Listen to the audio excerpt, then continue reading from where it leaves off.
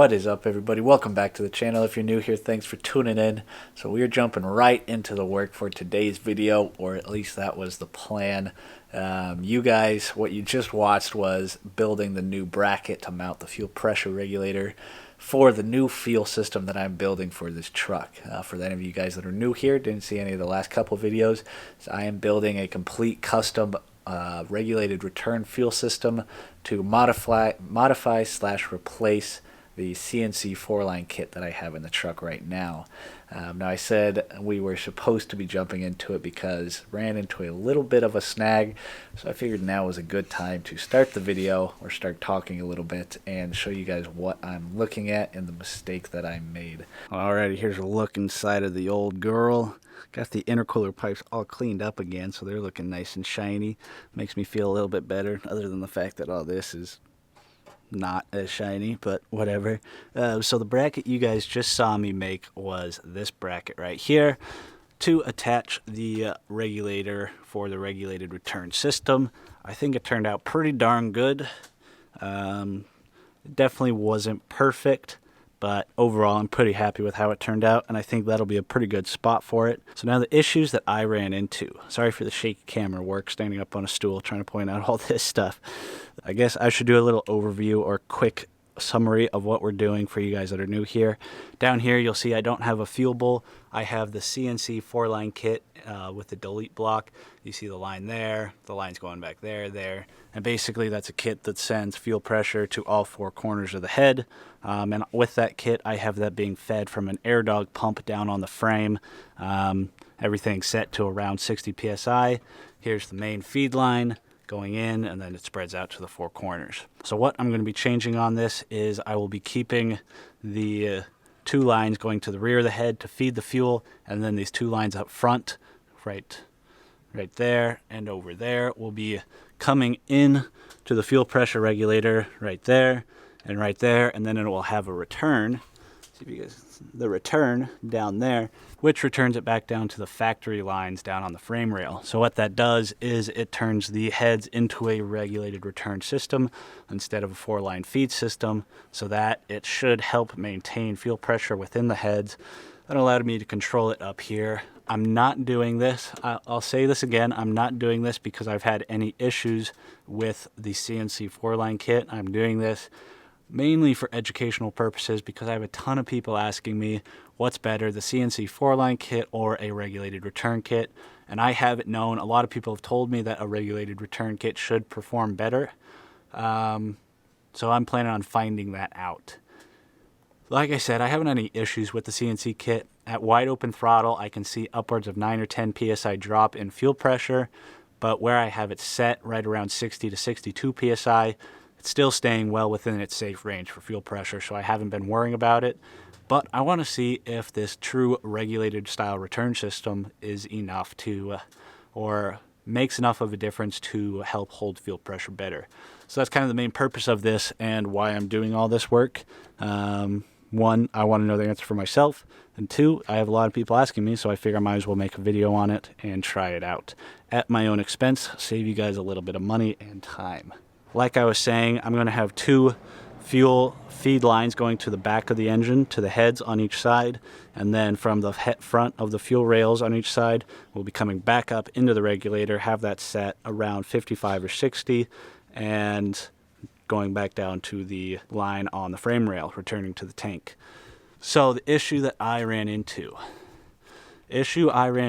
is I thought all of the CNC lines were 6AN, or I think it's 3/8 sized lines, and it looks like they are 4AN sized lines. I looked all over trying to find an actual piece of information out there that actually said what it was. I could have just called them, I didn't. Now I wish I would have, but it is what it is. It looks like I ordered an entire set of fittings and hoses and everything for a 6AN style system, and I need to tie it into a 4AN size system. So luckily I think I have it figured out, and it won't be too big of a deal.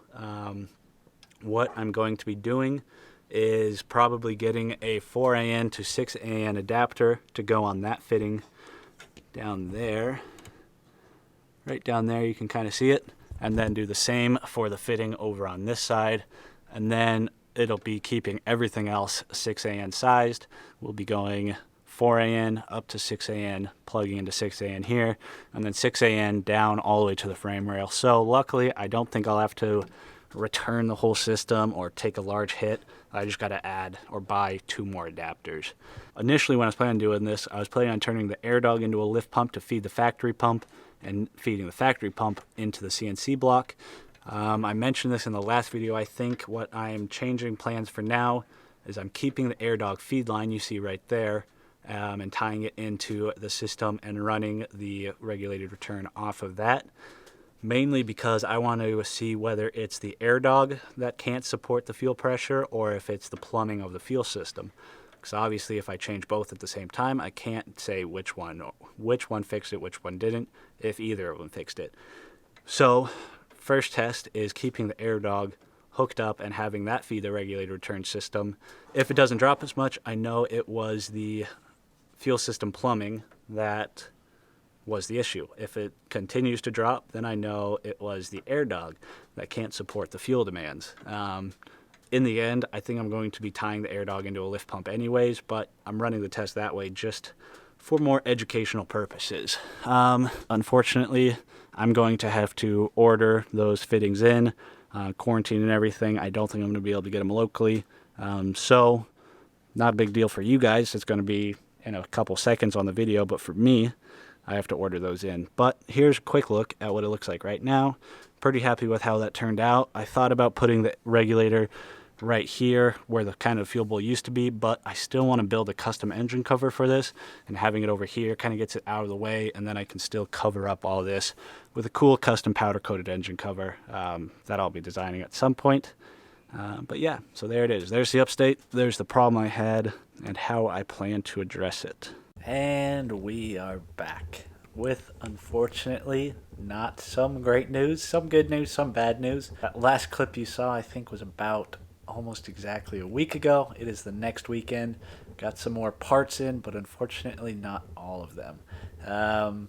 More of a mistake on my part. I ended up ordering the 4AN caps that I needed, and I forgot to order the adapters with them, so I ordered those a few days later, and of course they're showing up tomorrow on Monday morning, or on Monday, which isn't ideal because I do most of my work on the weekends. So it is what it is. Still got some stuff I can get done today, and that's what I'm going to be working on and showing you guys in the rest of this video. So, like I said, I got the caps in because I am going to have to plug off the CNC lines that I'm taking out. So I got the caps in for that, tested them out, and the 4AN fits the CNC system very well. I already put one on, pressure tested it, it all looks good. So the whole system is 4AN, which means the 4AN to 6AN adapters that I have coming in should work well. Going on, what we're going to be working on today is I think I'm going to try to get most of the fuel lines fabbed up, wrapped up, got all the fittings on them, cut them to length, the whole shebang. Try to get this all done so that way when the new fittings or adapters come in, we can just start bolting things on and we're good to go. So I've never worked with AN line before, or braided hose line. You can see that it does fray a little bit at the end. I think this is going to be a little bit of a learning curve on best way to cut it to length and whatnot. I know they make a special tool, basically like giant clips or crimpers or whatever you want to call it, to cut the hose. But I've seen some people do it with a grinder with a cutoff wheel and a hacksaw, so I might try both, see which ones work well. Got the electrical tape. So it seems like whenever people cut it, they wrap them in electrical tape to help keep it from fraying. But that's what we're going to be working on today, or what I'm going to be working on today. Be a bit of a learning curve, but I'll take you guys along, probably put you guys on time lapse, and we'll see how far we can get.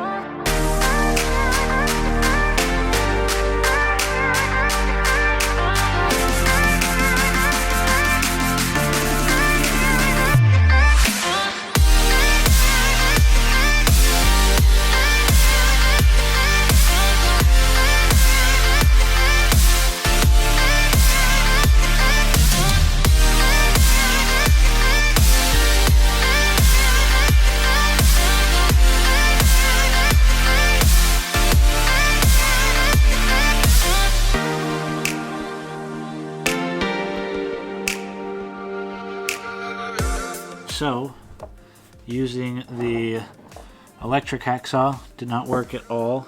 Came up with this result here, which as you can see is all frayed and not good. Using the hand hacksaw was even worse. Frayed it really bad.